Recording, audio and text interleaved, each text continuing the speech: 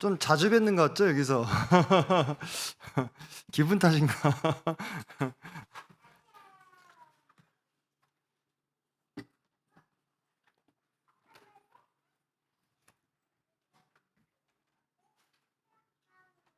저녁 식사 다 하셨습니까?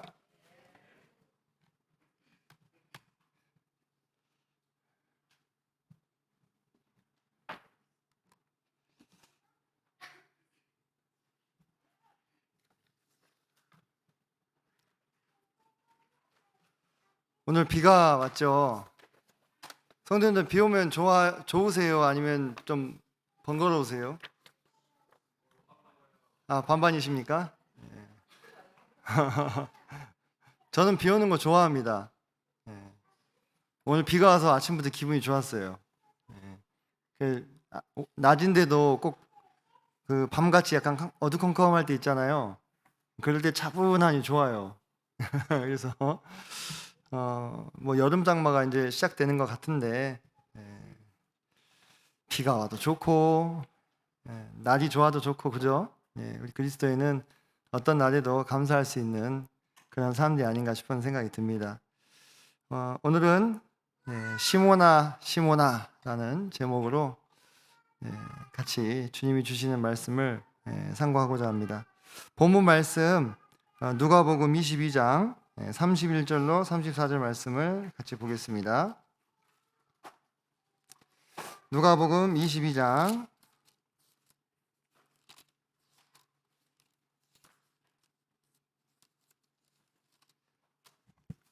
31절로 34절 말씀을 같이 읽겠습니다. 31절부터 읽겠습니다. 시작.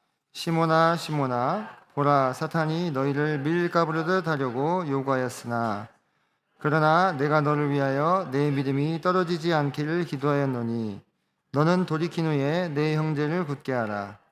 그가 말하되 주여 내가 주와 함께 오게도 죽는 데에도 가기를 각오하였나이다. 이르시되 베드로야 내가 네게 말하노니 오늘 닭 울기 전에 내가 3번 나를 모른다고 부인하리라 하시니라. 성도님들께서 익히 잘 알고 계시는 그런 장면이라고 생각이 됩니다. 여기 보니까 31절에 주님께서 시몬을 2번 부르시죠. 시몬아 시몬아 이렇게 베드로의 이름이죠. 시몬이 보라 사탄이 너희를 밀가부르듯 하려고 요구하였다. 사탄이 밀가부르듯 하려고 했을 때 이 밀을 까부른다는 게 무슨 뜻입니까? 밀을 막 쳐대는 거죠, 그죠? 육정이를 벗겨내고 껍질을 벗기려고 그렇게 하려고 시몬의 영혼을 요구하였다는 거예요. 근데 그런 상황들에 대해서 이 당사자는 알고 있었습니까? 전혀 모르는 상황이었죠. 전혀 알지 못하는 상황이었습니다. 그런데 모든 것을 아시는 주님께서는 그 상황 속에서 사탄이 이 베드로를 요구하고 있는 이 상황 속에서 그의 믿음이 떨어지지 않기를 위해서 간구하셨다는 것을 지금 여기서 밝히고 있는 것입니다. 그러니까 우리가 알지 못하는 어떤 다른 공간에서는 치열하게 우리를 청구하는 참소자 사탄의 이 역사가 실제한다고 하는 것입니다. 근데 그것에 대해서 우리 자신은 정작 알아요, 몰라요? 잘 모릅니다. 그 순간이 어떻게 지나가고 있는지, 얼마나 치열하게 전투가 일어나고 있는지, 얼마나 주님께서 우리 위하여 간구하고 계시는지 알지 못한다고 하는 것입니다. 그런데 여기서 주님께서 그 간구하고 계시는 이 베드로라고 하는 사람은 이제 몇 시간 지나면 자기 스승을 어떻게 할 예정이에요? 3번 부인할 예정이었습니다. 말이 좋아 부인이지 배신이죠, 배신. 그죠? 근데 이것은 단순히 그 부정하는 수준이 아니라 마태복음 26장 74절 보니까 그가 저주하며 맹세하여 이르되 이렇게 했어요. 저주하며 맹세하여 이르되 나는 그 사람을 알지 못하노라. 여기서 나는 베드로죠, 그죠? 그리고 그 사람은 예수님이에요. 그러니까 저주하며 맹세하면서 예수님을 배신할 예정이었습니다. 어쩌면 그런 일을 사실 정작 베드로인 본인은 모르고 있지만 사탄도 예수님도 알고 있었던 것 같은 느낌을 받아요. 그러니까 사탄이 막 이 시몬을 밀가부르듯 하려고 청구하고 달라드는 거 아니겠습니까? 예. 베드로가 곧 얼마 지나지 않아서 예수님을 부인할 것을 생각해 볼 때 사탄은 그 베드로의 연약함과 실패를 빌미로 그를 흔들고 무너뜨리고자 그의 영혼을 청구하고 있었던 것입니다. 하지만 주님은 이 상황에서 이 제자의 실패를 이유로 그를 포기하지 않으셨습니다. 제자를 순순히 내주지 않으셨어요. 사랑하는 그 베드로를. 도리어 그 믿음이 떨어지지 않기 위해서 간절히 기도하셨다고 하는 것입니다. 그것도 누구를 위해서요? 자기를 아주 대차게 배신할 예정인 이 베드로를 위해서요. 그 주님께서 31절에서 시몬아 시몬아 이렇게 부르시죠. 연거푸서 2번을 부르시잖아요. 그때 이 주님의 심정이 어떠했을까요? 성도님도 한번 그 장면 속으로 들어가셔가지고 한번 생각해 보십시오. 예수님의 심정이 어떤 심정이었을까? 잠깐만 한 10초만. 이 제자가 지금 이제 몇 시간 뒤면 자기를 저주하며 맹세하여 배신할 것을 알고 있어요. 그런 사람을 그래도 수제자라고 3년 반을 데리고 다니면서 말씀과 기적으로 기르셨는데 그 사람을 앞에 놓고 시몬아 시몬아 이렇게 부르실 때 그 심정이 어떤 심정이었을까? 우리도 그 현장에 한번 있었다고 한번 생각해 봅시다. 그 마지막 만찬의 현장에 그때 주님께서 베드로를 부르시던 음성이 어떤 어조였을까? 그분은 어떤 표정으로 베드로를 바라보셨을까? 그리고 그분의 어떤 손짓이라든지 또는 표정이라든지 이런 것이 어땠을 것 같으세요? 베드로를 대단히 노여워하셨을까요? 답답하게 여겼을까요? 서글픔, 아니면 정말 이 베드로를 향한 이 간절한 호소의 눈빛과 어떤 어투가 아니었을까? 그 사랑하는 제자에 대한 연민, 그 부드럽게 하지만 진정성이 느껴지는 그러한 목소리로 그를 부르지 않으셨을까요? 그 제자는 지금 자기 영혼을 놓고 어떤 것이 지금 왔다 갔다 하고 있는지도 몰라요. 사탄이 얼마나 지금 이 베드로의 영혼을 밀가부르듯 하려고 청구하고 있는지도 전혀 알지 못합니다. 지금 그 자리에서 주님께서 나를 부르신다고 우리 한번 생각해 봅시다. 우리의 이름을 넣어서 한번 생각해 봅시다. 시몬아 시몬아 이렇게 주님이 부르시는 그 음성으로 선진아 선진아 이렇게 또는 성도님들의 이름을 넣어서 한번 생각해 보시기 바랍니다. 사탄이 베드로의 영혼만 밀가부르듯 하려고 청구하겠습니까? 우리 모두가 그 대상이 될 수 있는 거예요. 사탄은 언제나 우리를 호시탐탐 노립니다. 우리의 영혼을 망치고 우리를 밀가부르듯 요동치게 만들려고 우리 영혼을 청구합니다. 그러니까 아무 근거 없이 이유 없이 그러는 것도 아니에요. 우리가 마치 이 베드로처럼 그럴 만한 사탄이 우리 영혼을 청구할 만한 그런 상황들 속에 우리 스스로 빠지게 유혹하죠. 그죠? 그래서 주님을 의심하게 만들고 주님을 부인하게 만들고 주님께서 기뻐하지 않는 숱한 육신의 정욕과 죄에 넘어지게 만들어 놓고 우리를 청구한다 이것입니다. 그때 사탄의 별명이 뭡니까? 참소자죠. 참소자. 참소자. 저렇게 형편없이 사는 사람도 하나님의 자녀란 말입니까? 다윗이 밧세바의 일로 범죄했을 때 그를 꾸짖던 선지자가 뭐라고 얘기했습니까? 여호와의 원수로 말미암아 크게 비방할 거리를 얻게 했다 이렇게 얘기했어요. 기억나시죠? 그죠? 우리가 죄를 지을 때 우리가 육신의 정욕에 넘어질 때 그것은 우리의 원수에게 커다란 빌미를 제공하는 것입니다. 하나님은 공의롭고 정의로우신 분이기 때문에 우리의 어떤 죄와 육신의 정욕과 탐욕과 각종 얼룩진 것들로 인해서 사탄이 우리를 참소하게 될 때 그것을 전혀 없는 일로 무시할 수 없는 상황들이 발생하는 거예요.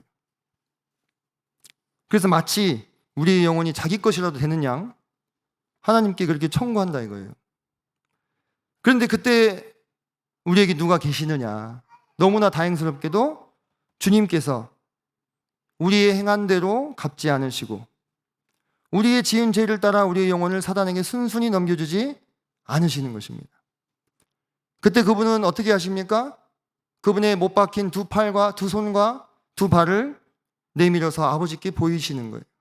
아버지, 저 영혼을 위해 제가 피를 흘렸습니다.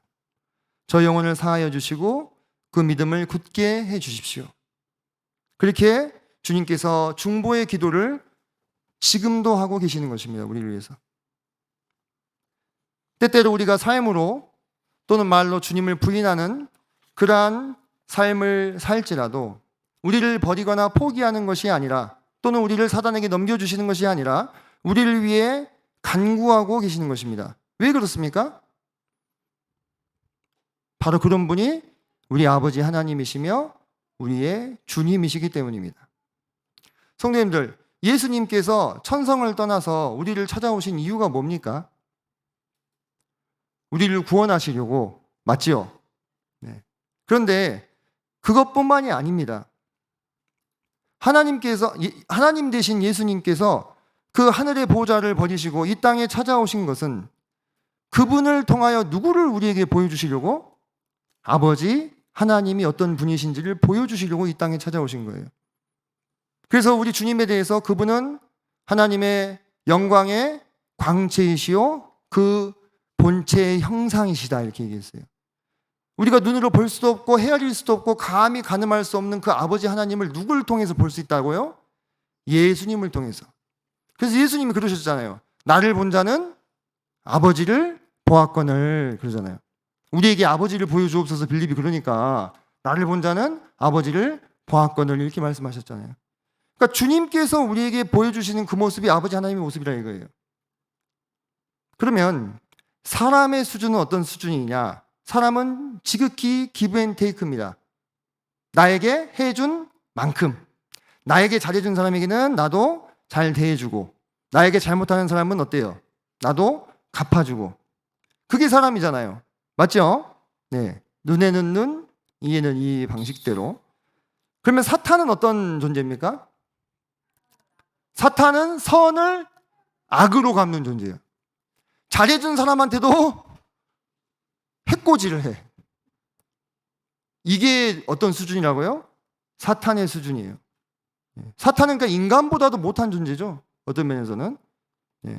그래서 사람 중에서도 선을 악으로 갚는 자들에게 뭐라고 얘기합니까? 악마 같은 사람이다. 이렇게 얘기하잖아요. 사람도 아니다. 이런 얘기 하잖아요. 그죠? 그게 거기서 나오는 것입니다. 그런데 하나님은 어떤 분이십니까? 하나님은 악인과 죄인에게도 너그러우신 분. 하나님을 모르는 자에게도 자비와 긍휼을 베풀기를 멈추지 않는 분이 누구예요? 그런 존재가 바로 하나님이세요. 우리가 제가 앞서 얘기했던 사람이나 사탄 마귀와는 확연히 다른 수준의 존재이신 거예요. 하나님을 향해서 주먹을 휘두르며 하나님이 어딨어? 라고 얘기하는 그분의 심장 확동을 그 순간에 어떻게 하실 수 있어요? 멈추게 할 수 있어요. 얼마든지. 근데 그렇게 하십니까? 그렇게 안 하시잖아요. 자기를 부인하고 자기를 대적하는 악인에 대해서도 햇빛과 물과 공기를 동일하게 공급하시는 분이 바로 하나님이시라는 거예요. 우리 주님께서는 바로 그런 하나님의 모습을 우리에게 보여주시기 위해서 이 땅에 찾아오셨다고 하는 것입니다. 그래서 그분은 때로 그분의 마음을 아프게 하고 심지어 그분에게 등 돌리는 상황 속에서도 우리 각자가 행한 대로 갚지 않으시고 도리어 그 사람을 위해서 어떻게 하시는 거예요? 기도하시는 거예요. 실상은 그가 많은 사람의 죄를 대신하며 죄인을 위하여 기도하였다 이렇게 얘기하잖아요. 예수님에 대해서. 그 모습이 누구의 모습입니까? 하나님 아버지의 모습인 거예요. 그리고 그런 분께서 우리를 위해 기도하고 계시기 때문에 우리의 믿음은 지켜질 수 있다고 하는 것입니다. 때로 사탄 원수 마귀의 유혹과 시험으로 우리의 마음이 흔들리고 요동치고 그분의 선하심과 은혜에 대해서 의구심을 품고 의심과 불평과 불만과 좌절과 포기와 부정의 감정, 그런 아주 좋지 않은 감정들이 우리를 엄습해 올지라도 여전히 그분은 누구를 위해 기도하고 계십니까? 우리를 위해 기도하고 계시는 거예요. 그래서 우리의 믿음은 흔들리지 않을 수 있으며 우리는 보존될 수 있는 것입니다. 32절 다시 한번 볼까요?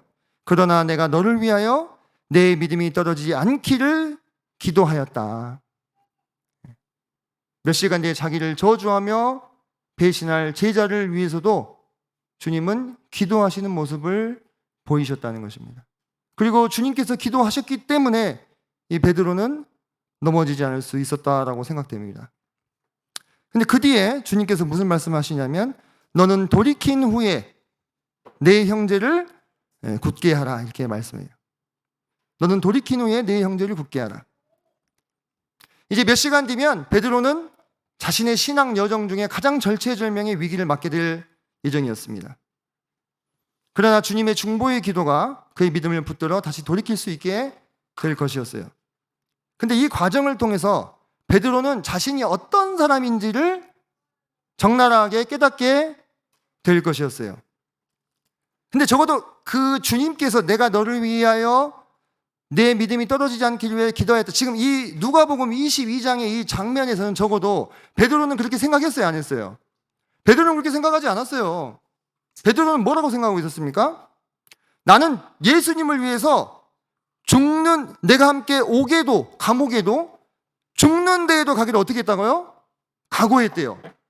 그러면 이 말을 할 때 베드로의 마음은 그냥 예수님한테 좀 잘 보이려고 지금 그냥 말만 하는 것 같아 보이세요? 아니면 진심처럼 느껴지세요?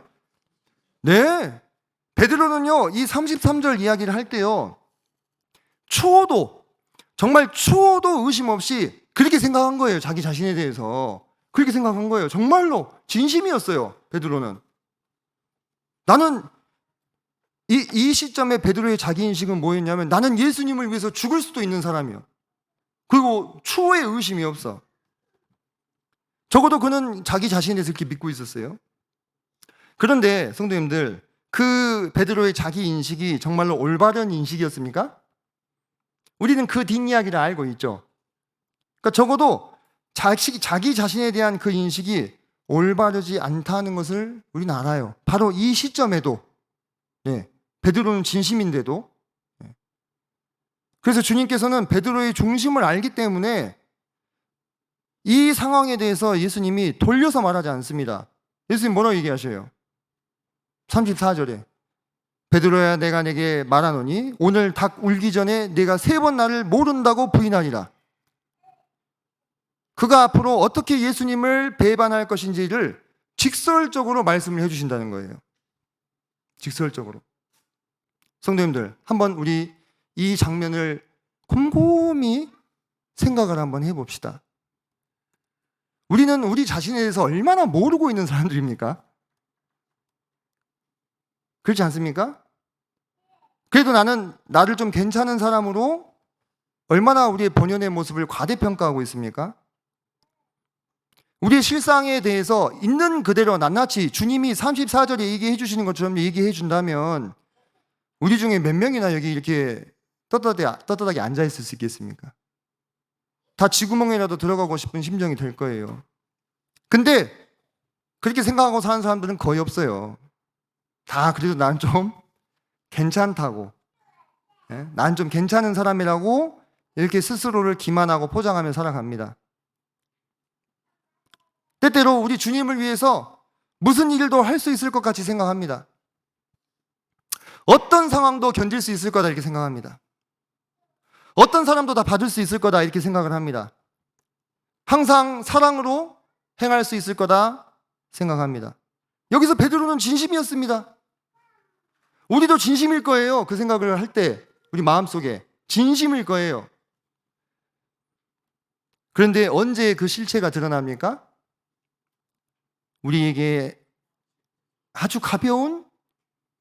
어려움이 찾아오게 될 때, 작은 어려움 앞에서도 흔들리는 우리의 모습을 보면서, 지금 베드로를요, 여러분, 베드로가 예수님 부인할 때 베드로를 고문 틀에다가 묶어놓고 막 고문을 하면서 하지 않았다니까요? 누가 물어봤어요? 그 집 요종이 너도 그들과 같은 도당이라 이거 쿡 찌르니까 뭐 도둑이 재발 저린다고, 베드로가 그렇게 반응했잖아요. 나 아니다고. 나 그 사람 진짜 모른다고. 베드로가 직면한 어려움이 큰 어려움이었어요, 지금? 아니었어요. 그냥 못 들은 척하고 그 자리를 피해도 되는 상황이거든요. 근데 그런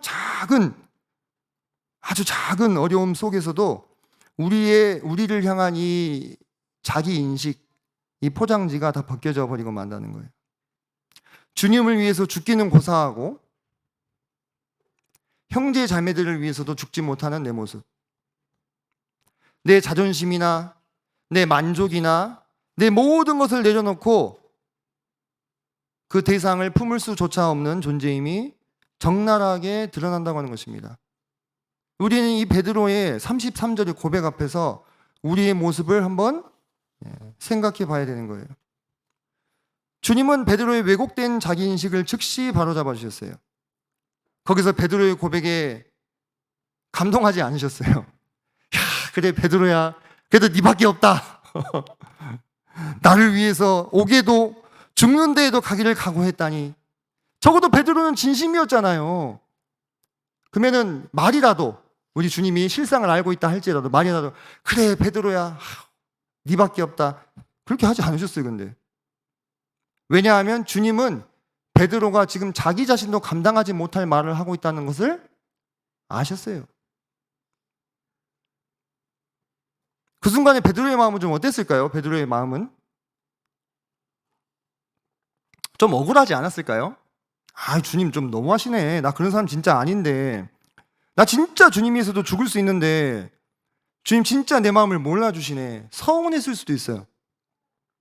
섭섭했을 수도 있다고요. 근데 베드로에게 그 상황이 진짜로 다가왔을 때 그는 자기 말처럼 오게도 가고 죽는 데도 갔습니까? 아니요. 이제 앞으로 그렇게 될 예정인데 지금은 아니었어요. 아직은 그렇지 않았다고요. 우리 주님께서 34절에 하신 말씀처럼 자그마한 어려움이 그 자신을 찾아오게 됐을 때 베드로의 포장된 자기인식은 적나라하게 드러나고 말았습니다. 왜 베드로에게 이런 일이 허락이 됐을까요? 하필 그것은 그 자신의 진짜 모습을 볼 수 있어야만 그 뒤에 진정으로 돌이킬 수 있기 때문인 것입니다. 만약에 여러분 베드로가 자신의 진짜 모습을 보지 못했다면 그는 다른 연약한 지체들을 얼마나 판단하고 정죄하는 사람이 됐겠어요. 그렇지 않습니까? 나는 그때 마지막 만찬 때 내 예수님 위해서 죽을 수도 있다고 내가 얘기한 사람이요. 니들 다 뭐 했어? 이렇게 된다니까요. 자기도 그런 사람인지 몰랐잖아요. 근데 말은 그렇게 했어요. 근데 이 경험을 통해서 이 철저하게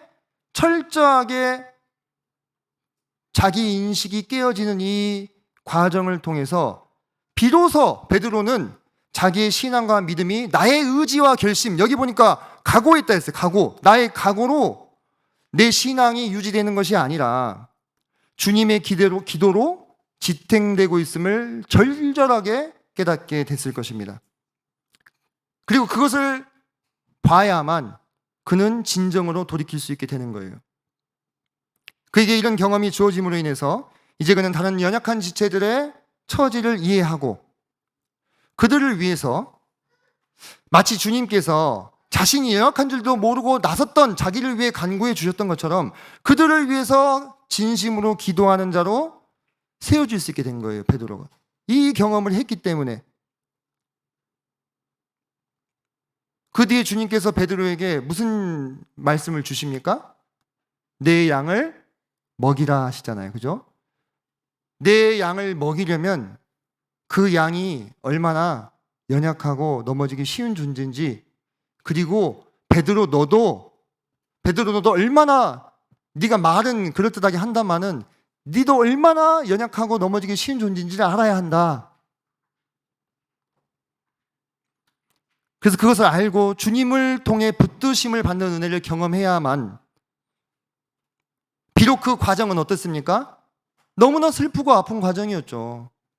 사랑하는 자기 스승을 맹세하고 저주하며 배반하고, 그죠? 그런 아픔이 수반되었을지라도 베드로는 이 경험을 통해서 그의 영적인 지경을 넓힐 수 있게 되었을 것입니다. 그리고 이제 진정으로 다른 형제를 굳게 할 수 있는 자가 된 것입니다. 이런 과정을 통해서요. 그의 믿음의 기초는 그의 각오가 아니었어요. 무엇이었습니까? 내가 너를 위하여 내 믿음이 떨어지지 않기를 기도하였다고 하는 그 주님의 보이지 않는 간절한 중보기도. 그 기도가 오고 가고 있는지도 몰랐어요. 베드로는 사탄이 자기를 청구하고 주님이 거기에 가로막고 지금 기도하고 계신 줄도 몰랐어요. 여기서 이렇게 드러나니까 알게 된 거잖아요. 우리도 다 그렇다는 것입니다. 주님은 우리가 그런 자가 되기를 원하신다는 거예요. 주님이 우리의 어떤 연약함을 적나라하게 드러내시는 이유는 우리를 좌절시키고, 야, 너는 그 정도밖에 안 돼, 넌 딱 그 정도 수준이야, 이렇게 비하하고 무시하고 모욕 주기 위함이 아닌 거예요.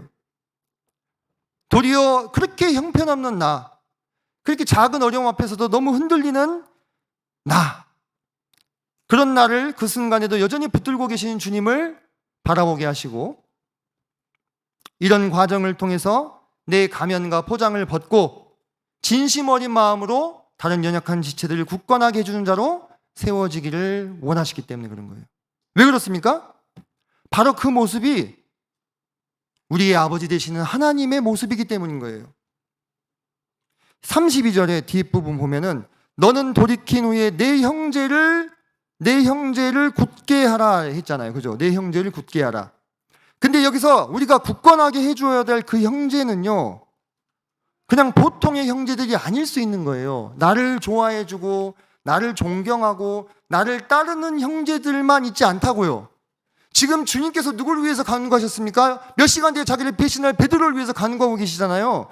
우리가 굳게 해줘야 될 형제가요, 나를 힘들게 하고 나를 미워하고 나를 오해하고 심지어 나를 배반하는 그런 형제일 수 있다는 거예요. 그런 형제를 위해서 기도하고 굳게 해주라 이거예요. 왜? 그 모습이 누구의 모습이니까? 하나님 아버지의 모습이니까. 그 모습이 우리 주님의 모습이니까 그걸 제발 닮으라 이거예요. 왜? 나한테 잘해주는 사람한테만 잘해주고 나한테 잘 못하는 것 같은 사람은 그냥 쳐내고, 이건 누구의 모습이에요? 사람의 모습이에요. 우리가 사람의 모습에 머물 것 같았으면 뭐하러 주님이 오셔요? 그냥 그 모습 그대로 살아가면 되지.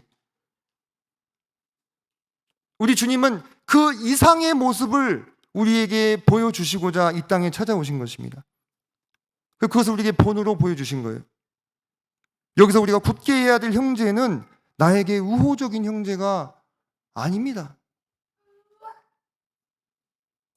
나를 미워하고 후욕하고 나를 배신하고 나를 힘들게 하고 나를 고통스럽게 하는 그 형제를 위해서도 기도하고 중보하고 챙기고 그렇게 하라는 거예요. 그렇게 누가 하셨어요? 주님께서. 주님이 여기서 중보기도만 하셨어요? 그날 제자들을 위해서 어떻게 했습니까? 그들의 발을 씻기셨어요. 그 제자들요, 몇 시간 뒤에 다 어떻게 할 사람들이에요? 다 자기들 살겠다고 예수님 버리고 도망갈 사람들이에요. 제가 이 말씀을 주일에 예배를 드리면서, 잠깐만요. 제가 이게 감상적인 사람이 아닌데요. 그 주님의 마음이 너무 헤아려져 가지고 그래서 그렇게 눈물이 났던 것 같습니다. 우리 중에 그럴 수 있는 사람이 있을까요? 몇 시간 뒤면은 다 도망갈 예정이에요. 그 사람들이 발을 씻기고요, 묵묵히 그들을 위해서 유월절 식탁을 마련하시고, 그들에게 뭘 부탁하십니까? 떡과잔의 예식을 부탁하시잖아요. 그게 보통 예식입니까? 아니거든요. 이제 온 인류를 위해서 흘려주실 자신의 보혈과 자신의 몸을 상징하는 그 정말 고귀한 예식을 이제 곧 자기를 다 내팽개쳐놓고 냅다 도망갈 제자들에게 부탁하시는 그 주님의 그 심정이 헤아려져서 참 주님이 어떤 마음이셨을까 그때. 근데 그게 우리 아버지 하나님의 모습인 거예요.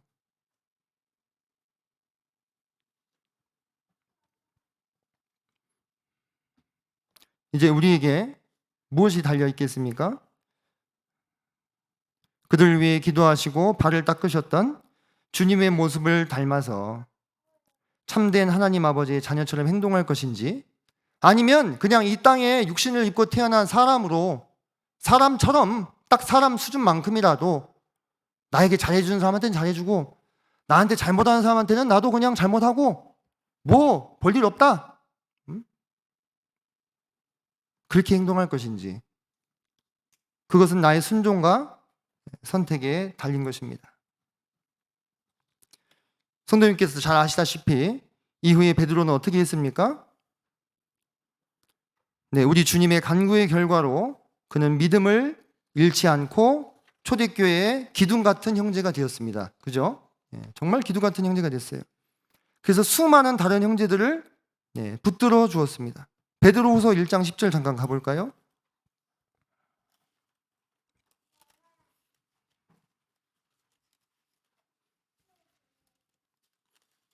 베드로서 1장 10절 같이 읽도록 하겠습니다. 제 성경으로 신약성경 384페이지입니다.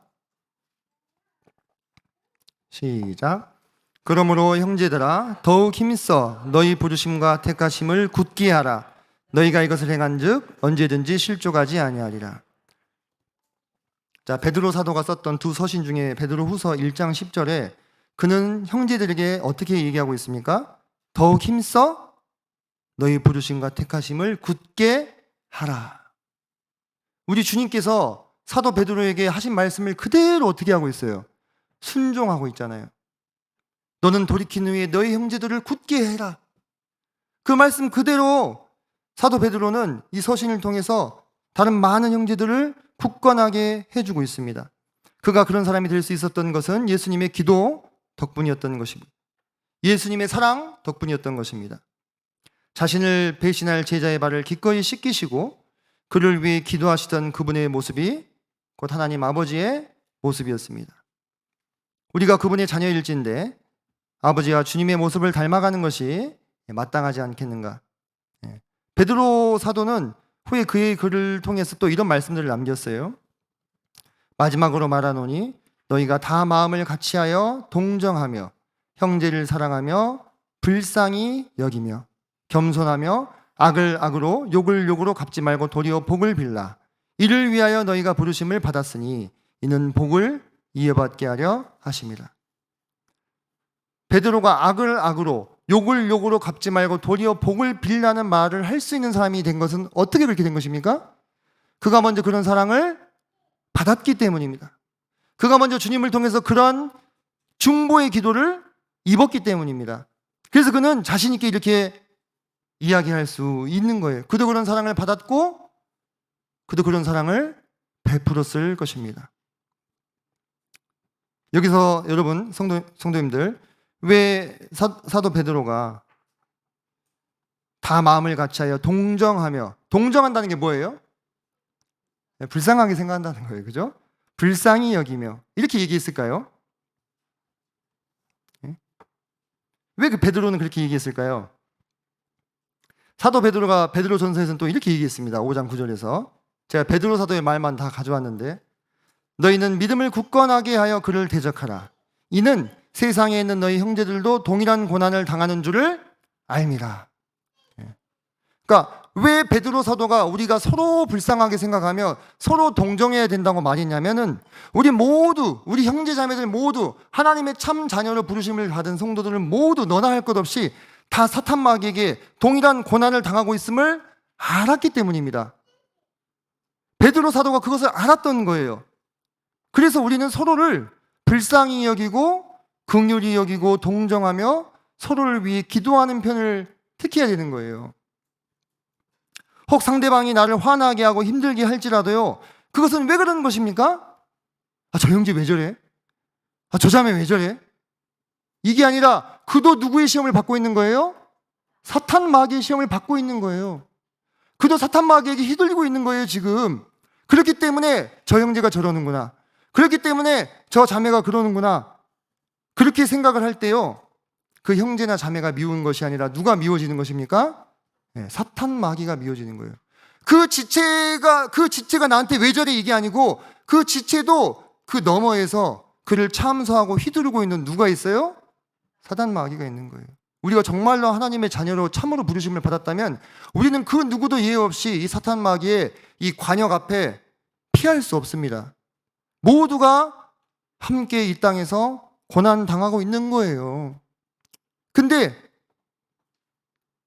정작 뒤에서 그 형제나 자매를 휘두르고 있는 사탄은 보지 못하고 그 형제를 미워하고 그 자매를 미워하게 될 때 그것이야말로 사탄이 정말로 의도하고 있는 모습이라는 것입니다. 딱 인간의 수준인 거예요. 하나님의 아들, 딸로 부르심을 받았는데 딱 인간의 수준밖에 못 살아내는 거예요. 우리가 진짜 미워해야 될 대상은 형제 자매가 아니라 사탄 마귀입니다. 형제 자매는 어떤 대상이에요? 동정하고 사랑하고 불쌍하게 생각해야 돼요. 불쌍하게. 사랑하는 형제 자매님들, 어떤 편을 선택하시겠습니까? 누군가 내가 굳게 해줘야 될 형제가 있는데 그 형제가 나를 비방하고 후욕하고 어렵게 하고 힘들게 해요. 그러면 그 앞에서 나도 똑같이 화내고 똑같이 판단하고 똑같이 비난하는 편을 설 것인지, 아니면 하나님의 아들처럼 하나님의 딸처럼 도리어 불쌍히 여기고 동정하고 그를 위하여 기도하는 편을 선택할 것인지, 어느 편이 주님의 길입니까? 너무나 명백하지 않습니까? 네, 너무나 명백한 거예요. 주님이 먼저 우리에게 그런 본을 보여주셨다고 하는 것입니다. 우리가 그분을 닮은 삶의 모습을 선택하게 될 때 우리는 우리가 하나님의 자녀임을요, 이 세상에 드러내는 것이고 저 하늘의 공중권세 잡은 악한 세력들 앞에서 선포하는 거예요. 내가 하나님의 자녀다. 나는 내 육신의 정욕을 따라서 인간의 모습으로 육신으로 살지 않을란다. 나는 하나님의 자녀이기 때문에 하나님처럼 행동하는 편을, 주님처럼 행동하는 편을 선택하겠다. 난 주님이 보이신 본에 나도 순종하겠다. 그거를 저 하늘의 공중권세 잡은 악한 세력 앞에서 선포하는 것이라고요. 그렇게 될 때 그들은 어떻게 됩니까? 부끄러움을 당하고 물러갈 수밖에 없는 것입니다. 하나님의 자녀가 하나님의 자녀답게 살게 될 때, 하나님의 자녀다운 선택을 할 때, 순종을 할 때 더 이상 사탄 마귀는 우리를 어떻게 할 수 없어요? 흔들 수 없어요. 그 고백 앞에서, 그 순종 앞에서 결코 그들은 우리를 흔들 수 없다고 하는 것입니다. 그리고 하나님 아버지께는 어떻게 되는 것입니까? 무한한 영광과 기쁨을 돌려드리는 것입니다. 하나님께서 우리를 부르신 목적은 우리가 사람의 모습에서 그치는 자가 되는 것이 아니라 신의 성품에 참여하는 자가 되기를 바라시는 데 있습니다. 베드로후서 1장 펴셨으니까 4절 한번 보겠습니다. 4절. 베드로후서 1장 4절 같이 읽도록 하겠습니다. 4절 시작. 이로써 그 보배롭고 지극히 큰 약속을 우리에게 주사 이 약속으로 말미암아 너희가 정욕 때문에 세상에서 썩어질 것을 피하여 신성한 성품에 참여하는 자가 되게 하려 하셨느니라. 여기서 말하는 이 신성한 성품이라는 게 뭡니까? 개혁한글에서는 신의 성품이라고 그러죠? 이 신성한 성품이 우리가 뭐 신이 되는 것입니까? 신성한 성품, 우리 주님의 성품, 죄와 악과 화와 증오를 그대로 갚지 않으시는 것. 거룩하고 깨끗하고 흠이 없고 악을 악으로 맞대어 대항하지 않으시고 오히려 선으로 악을 이기시는 그 성품, 원수를 위하여 기도하시는 성품, 그것이 여기서 말하는 신성한 성품이에요. 그 신성한 성품에 참여하는 자가 되게 하시려고 우리를 부르셨어요. 근데 우리가 정욕 때문에 세상에서 썩어질 것을 피하지 않고 도리어 그 정욕대로 행하면 우리는 이 땅에 믿지 않은 사람들과 별 차이가 없는 그냥 인간의 수준으로 살다 가는 거예요. 기브 앤 테이크, 눈에는 눈, 이에는 이, 나에게 잘해주면 잘해준 대로, 못하면 못한 대로 딱 그만큼. 그럼 하나님이 우리를 부르신 목적이 어디 있단 말입니까?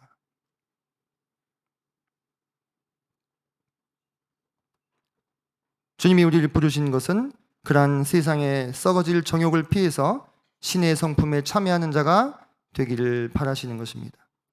이것이 어려운 일임을 압니다. 왜 어려운 일이죠? 신성한 성품이니까요. 우리 인간에게 속한 게 아니에요. 원래 인간에게 속한 게 아니에요. 그죠? 우리 인간은 어떻게 선악과 사건 이후, 선악과 전투에서 패배한 이후로 우리 인간은요 딱 그만큼이에요. 근데 그것을 뛰어넘어서 하나님의 부르심에 합당한 자로 순종하고 선택하라 이거예요.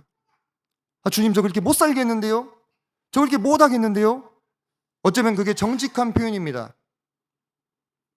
근데요, 제가 지난번에도 비슷한 이야기를 한번 드렸던 것 같은데 우리를 부르신 분이 누구예요? 하나님 아버지. 창세전에 만대전에 우리를 택하시고 그분의 부르심에는 후회하심이 없다고 하셨어요. 그리고 그분이 누구를 위해서 중보기도하고 계십니까? 지금도 우리를 위해서 기도하고 계셔요. 우리 주님께서. 성령님께서는 어떻게 하십니까? 우리는 마땅히 구할 바를 알지 못하나 우리 성령께서 말할 수 없는 탄식으로 우리를 위해서 기도하고 계시는 거예요. 그럼 성도님도 한번 생각해 보세요. 우리 주님도 우리를 위해서 기도하고 계세요. 성령께서도 우리를 위해서 기도하고 계세요. 아버지 하나님께서 우리를 바라보고 계십니다. 삼위일체 하나님이 우리를 부르심을 후회하지 않고 우리가 그런 신의 성품에 참여할 수 있는 자로 인정하시고 우리를 위해서 애쓰고 계시는 거예요. 그럼 이게 안 되겠습니까? 안 될까요? 정말로 불가능한 일일까요? 그러면 하나님이 틀린 겁니까? 그럴 수는 없잖아요. 그럴 수 없지요. 우리는 다 정도의 차이는 있겠으나 그 신성한 성품을 향하여 나아가고 있는 중입니다. 베드로도 처음부터 그러지 않았어요. 그죠? 예수님을 포박하려고 하니까 베드로가 어떻게 했습니까? 칼을 휘둘렀잖아요. 그래서 말고의 길을 잘라버렸잖아요. 그게 무슨 모습이에요? 딱 사람 수준의 모습인 거예요. 왜? 내 스승님을 공격하니까 나도 너를 공격한다 이거예요. 근데 예수님이 거기서 어떻게 하셨습니까? 귀를 고쳐주시면서 이것까지 참으라 하잖아요. 그거는 어떤 모습이에요? 그거는 신의 모습이지. 그거는 하나님의 모습이지. 그리고 그것이 신성한 성품이죠. 여기서 말씀하는. 거기까지 이르라 이거예요. 베드로는 그 뒤에 어떻게 됐습니까? 이러한 과정들을 통해서 그 주님의 성품을 담는 사람이 되었잖아요. 그죠? 그러면 우리도 마찬가지일 것입니다. 주님께서 우리를 부르신 것은 비록 지금 우리는 그 과정 가운데 있지만 결국 마침내 원수를 위하여 기도하고 자신을 배신할 제자들에게 자신의 앞날을 의탁하셨던 그 주님처럼 우리 또한 누군가 우리를 힘들게 하는 자조차도 마음으로 품고 진심으로 중보기도 할 수 있는 신성한 성품에 참여하는 자가 되기를 바라시는 마음으로 우리를 부르셨다는 것입니다. 사랑하는 성도님들, 저는 요즘에 이 생각이 많이 듭니다. 내가 어떤 존재로 살아야 될 것인가? 내가 다 사람 수준으로 이 땅에서 살 것인가? 아니면 우리 주님의 모습을 닮을 것인가? 우리 주님의 모습을 생각하면은 마음이 너무 기뻐요. 아이들 수업해놓고 한 10분 정도 쉬는 시간 있을 때 혼자서 복도를 거닐면서 우리 주님을 생각하면 마음이 너무 기뻐요. 어떻게 이런 존재가 있을 수 있을까? 주님이 와서 우리에게 보여주지 않았다면 우리는 상상도 못했을 그런 존재입니다. 그리고 그 주님을 닮아가는 이 거룩한 여정에 우리를 초대해 주셨다는 것이 감사가 돼요. 비록 부족함이 있을지라도 그 주님의 초대와 부르심의 소망이 헛되지 않게 하기 위해서 나는 오늘 어떤 편을 택하는 자가 될 것인가, 마음의 생각 묵상하시면 좋을 것 같습니다. 같이 기도하시고 오늘 말씀 마치겠습니다.